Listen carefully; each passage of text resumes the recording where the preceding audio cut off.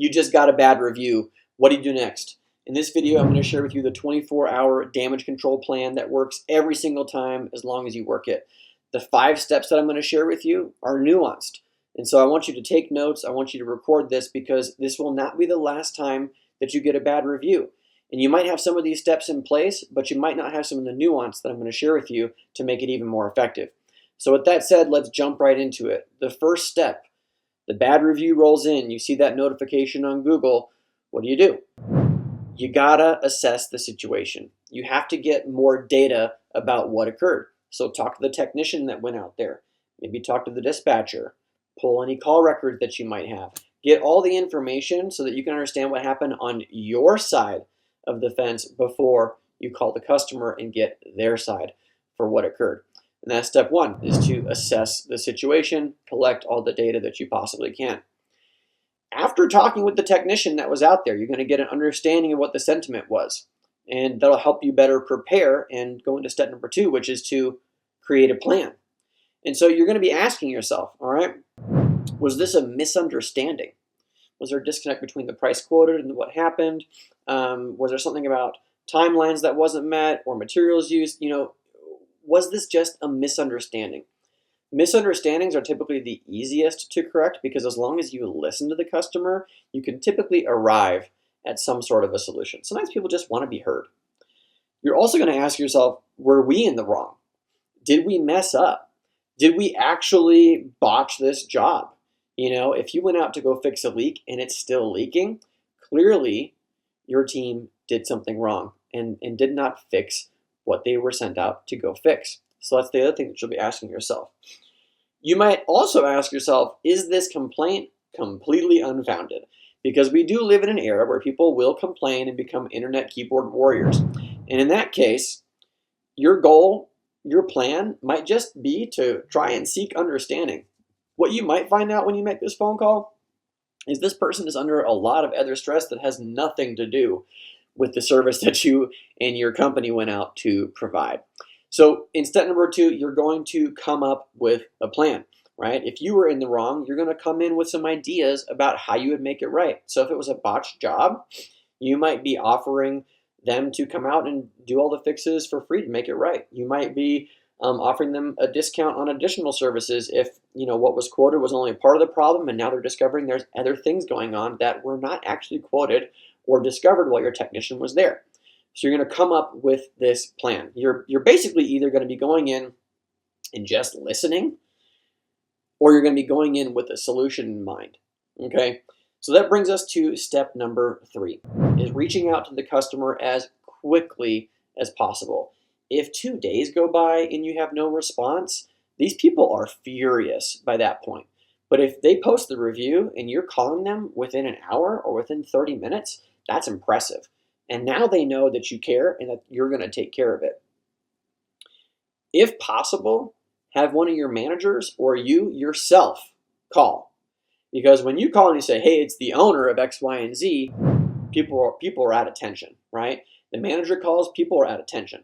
If it's just the technician calling, well, they already had a bad experience with the technician, or they're blaming the technician for it. So they don't want to hear it.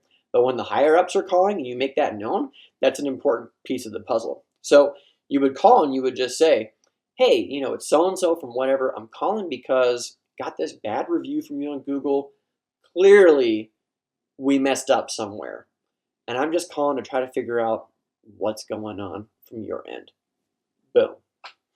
Defenses are down. You're calling and they know that you're listening. Now you just listen. And you don't listen to respond. You listen just to gather more information. You might ask additional questions and just run people all the way out. Get all the words out before you start offering solutions, okay? In the case of misunderstandings, people just want to hear, like, oh, yeah, you're right. Like, I could see how you would see it that way. Oh, you're right. I could, people love knowing that they're right, okay? So your job is to listen. Now, coming out of there, you're going to find out, is this completely unfounded or not? And if it's unfounded, that might be the last conversation you have with that person, right? There's not much that I can do for you, but I did want to see if there was a way that I can make it right. Okay, you can't win them all, but you can win most of them, right? And so what's important for you is to leave that phone call with the next step.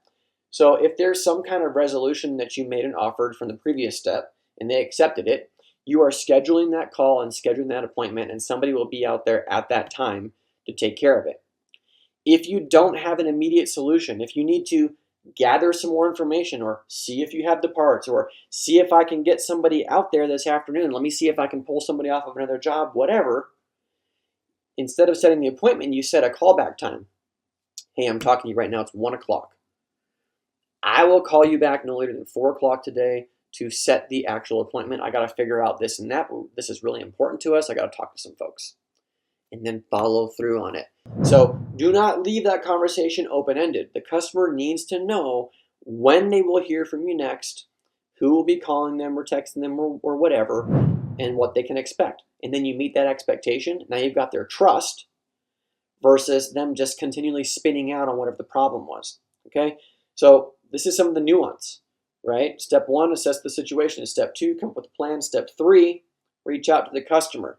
So now that you have done that and navigated that, what can be an emotionally charged, intense conversation, hopefully you talk people down just by asking them the questions, being quiet and just listening. You can proceed to step number 4, okay, is to respond to the review. So even if you haven't done something specific about it, you can respond to the review and say, thank you for bringing this to our attention. Our manager so-and-so has reached out to you for resolution, and we look forward to making things right. So state what just occurred in the phone call, because when the customer sees that your business responded, it's you probably responding, they're like, oh yeah, that is exactly what happened. Oh yeah, that is what I should expect and what they said would happen. Great. They're not going to change their review until the problem's fixed, but there's a legitimate response. Again, it's showing more care. That's step number 4. Step number 5 might seem obvious, needs to be said. Solve the problem as quickly as possible. If you drag your feet and take 2 weeks, this person will spend so much time complaining to all their friends, family, and anybody who will listen about your company. Now you've just lost all these opportunities because there's a bad story going around. But you can become the hero when you make the wrong right in a short period of time, right? Because then you've just proven you care, they're important, you make things right. Even if it wasn't right the first time, you do everything you can to make it right and fix the problem. What more could they ask for? I have found in my own personal relationships that whenever we go through conflict and we resolve it, we become stronger. And the same thing is true with these customers who leave you a bad review. If you can turn them, you have an advocate on your side. They will scream just as loud about the great service they had as how terrible it was when they took to the internet to share their negative review, right? Speed shows you care. Of course, you want to ask about satisfaction. I've got some videos below. In the description below this video, there's a playlist for everything we've ever recorded about reviews and navigating reviews and getting more reviews. And there's some videos in there about the timing of when you might call and follow up with folks to ask about satisfaction, but then to also get them to leave you a review. So you'll ask about their satisfaction on the job, right? On the job. That's all your technician's going to do. Okay, make sure that the plan went according to plan. And then somebody from your team will call a day or 2 after that as an additional follow-up. Hey, we heard your problem. Somebody went out to solve it. Is it still fixed? Like, are things still great? And they're going to say, yes, I appreciate you so much. I know it was a lot. I left you that review. I feel bad about it. You know, all these things can come up in that follow-up conversation. But that's when you or the CSR would then ask, okay, you're satisfied. I'm wondering if you'd be willing to update your review to reflect your current satisfaction. Oh yeah, of course. I would love to do that. Okay, then they go on and they do that. You might ask them, when do you think you'll be able to do that? Could I send you a link to the review? Because you can send the actual review directly to them. Don't know if you knew you could do that. And they go on and they leave that update. These are the 5 steps to take charge of this process. You just got a bad review, don't sweat it. You follow these 5 steps, and you can solve most of the problems and turn these negative complaints into the heroes that will potentially refer your business in the future. And that's how you mitigate and do damage control for your online reputation. If you need some help with reviews, if you need some help with your overall online presence in general, that's what we handle and manage here at Digital Harvest, my company. And so if you're interested in working with us, learning what we know about reviews, online reputation, and everything else related to getting more jobs, getting more phone calls for your home service company, just check out the description below this video. There's a link to book a call with me or somebody from my team. I'd be happy to look at what you got going on, hear about your goals, your vision for the future, and put something together to help put your business on the map. That being said, I appreciate you for watching my video. I'll catch you on the next one. Bye for now. Thanks so much for watching my video. If you like this one, you'll love some of the other videos we have posted here on our channel that help blue-collar business owners get more out of their digital marketing.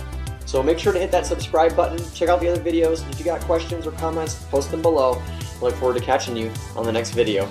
Bye for now.